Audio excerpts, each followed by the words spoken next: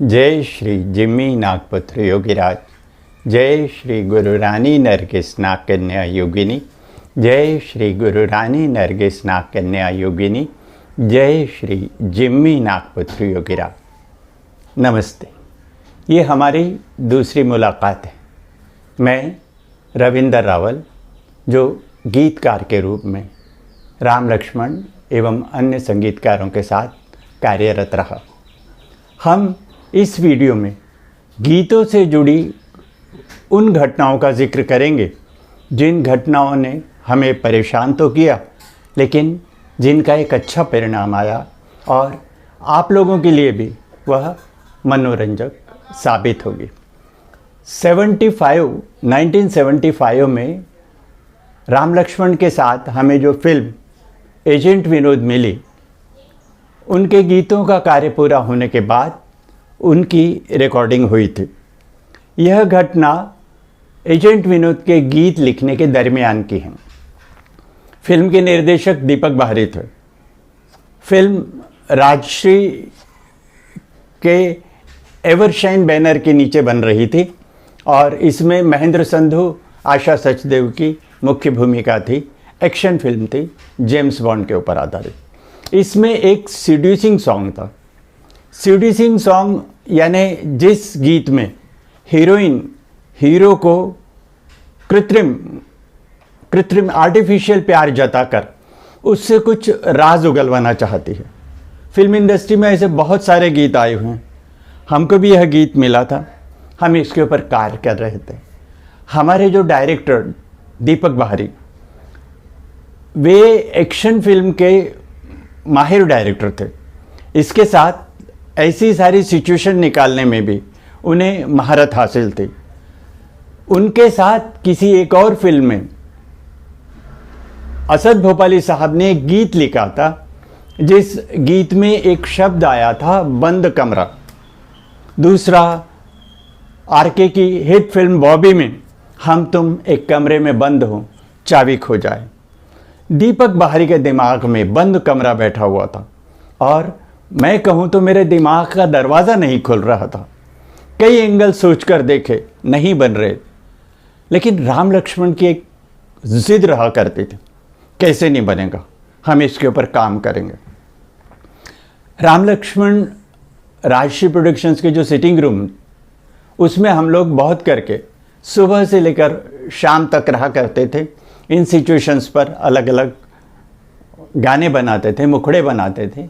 दीपक बाहरी आया करते थे। राजश्री के उस समय के कर्ता श्री राजकुमार बड़जात्या हुआ आया करते थे। श्री ताराचंद बड़जात्या जी भी आया करते थे। उनके साथ कपूर साहब आया करते थे। सब सिटिंग में अलग अलग बैठकर गीतों को सुनते थे, अपनी अपनी राय पेश करते थे। तो इसमें यह बंद कमरा अड़ा हुआ था। दूसरा एक गाना फाइनल हो चुका था।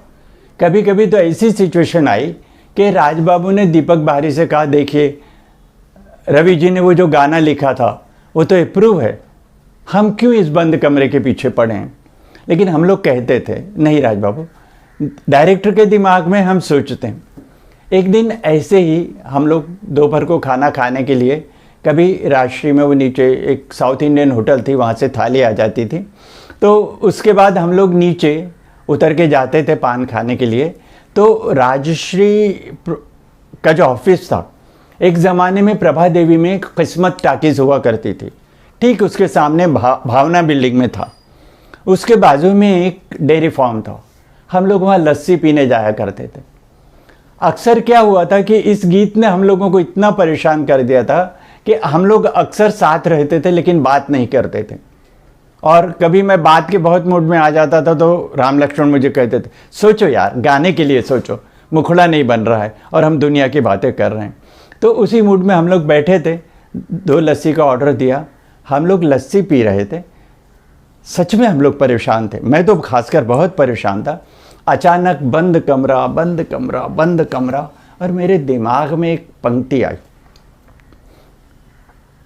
मैं राम लक्ष्मण को भाऊ के नाम से पुकार रहा था। हम दोनों, यानी वो नागपुर से हैं और हम लोग भी नागपुर में जाकर स्थायी हुए थे। उम्र में भी वो मुझसे बड़े थे और जैसे वो मेरा ख्याल रखा करते थे, मैं उन्हें भाव ही कहा करता था। तो मैंने धीरे से कहा, भाव ये एक लाइन तो सुनो। तुरंत उन्होंने टर्न होकर कहा, बोल। मैंने कहा, बंद कमरे में एक लड़की अकेली और एक अजनबी साथ हो। आगे का मुखड़ा उनको याद था, तो उनके मुंह से निकल गया, रात हो तो क्या हो। और जिस तरह से उन्होंने मेरा हाथ पकड़कर हम लोग उस डेयरी फार्म से बाहर निकले हैं, यानी इवन वो जो डेयरी फार्म के मालिक थे वो भी हड़बड़ा गए और मेरा हाथ पकड़ के राम लक्ष्मण भागे बाहर की तरफ। बाजू में राशि का एंट्री डोर था, वहाँ से भी भागते हुए, उसके बाद जो सीढ़ियाँ थी, सीढ़ियों के बाद लिफ्ट, ऊपर जाने के बाद छोटी सी सीढ़ियाँ और ऑफिस। कहीं हम लोग नहीं रुक रहे थे, भागे जा रहे थे। ऑफिस में काम करने वाले लोग भी हमको देख रहे थे। उसके बाद जो सिटिंग रूम को जो पैसेज जाता था, हम लोग मुड़े, सिटिंग रूम में जाके बैठे। जाते ही राम लक्ष्मण ने तुरंत हारमोनियम खोला और मैं अपनी डायरी को लेकर उसमें लिखने लगा। हालांकि मैंने चिट के ऊपर वो मुखड़ा लिखा था कि कहीं भूल न जाऊं। उन्होंने कहा, जल्दी से लिखकर मेरे को फाइनल दे। मैंने डायरी पर लिखा, बंद कमरे में एक लड़की अकेली और एक अजनबी साथ हो तो क्या हो। दूसरी लाइन करीब करीब मेरे दिमाग में आ गई थी कि हाथ में दोनों के प्याले छलकते, होठ पर अनबुझी प्यास हो, रात हो तो क्या हो। और उन्होंने हारमोनियम लेकर गाना शुरू किया। बहुत मेलोडियस ट्यून थी। ये जो इमरजेंसी के पीरियड में एजेंट विनोद के बाद जो 3 गाने बैन हुए थे, उसमें से ये भी एक गाना था। नहीं तो इस गाने को की एक झलक भी आपको सुनाई जा सकती थी, लेकिन इतना मेलोडियस सॉन्ग था। वो गाते रहे और पता नहीं चला। उसी दरमियान राशि के 1-2 और सदस्यों की एंट्री हुई, वो लोग सब बैठ गए और एक माहौल बन गया। सिटिंग में भी ये गाना हिट रहा, फाइनल हो गया। इस गाने को आशा भोसले गाएंगी, ये भी तय हो गया। और इस तरह बंद कमरे में से हम लोग बाहर निकले। यह गाना कभी आपको मौका मिले तो यूट्यूब पर ज़रूर सुनिएगा। मैंने लिखा है इसलिए नहीं बोलता, इस मधुर धुन और आशा जी की लाजवाब गायकी के लिए ये गाना एक बार ज़रूर सुनिएगा। ये एजेंट विनोद था। इस गीतों के बैन हो जाने के बाद हम लोग थोड़ा सा नर्वस थे। क्यों कि भाई एक इतना बड़ा चांस मिला था, फिल्म हिट थी, म्यूज़िक को भी हिट कहते थे, लेकिन वो म्यूज़िक विविध भारती के किसी प्रोग्राम में नहीं बजता था। इसी तरह हम आने वाले वीडियो में भी और गीतों को लेकर और घटनाओं की चर्चा करेंगे। मुझे विश्वास है ये घटनाएं आपको पसंद आई होगी।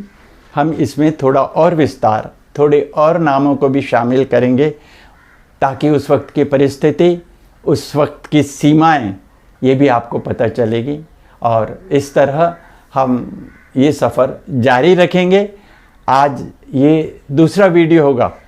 मुझे दिल में एक दर्द होता है कि आज राम लक्ष्मण नहीं है और मेरा तो ज़्यादा से ज़्यादा काम उन्हीं के साथ है।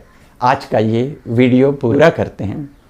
जय श्री गुरु रानी नरगिस नाग कन्या योगिनी, जय श्री जिम्मी नागपुत्र योगिराज, जय श्री जिम्मी नागपुत्र योगिराज, जय श्री गुरु रानी नरगिस नाग कन्या योगिनी।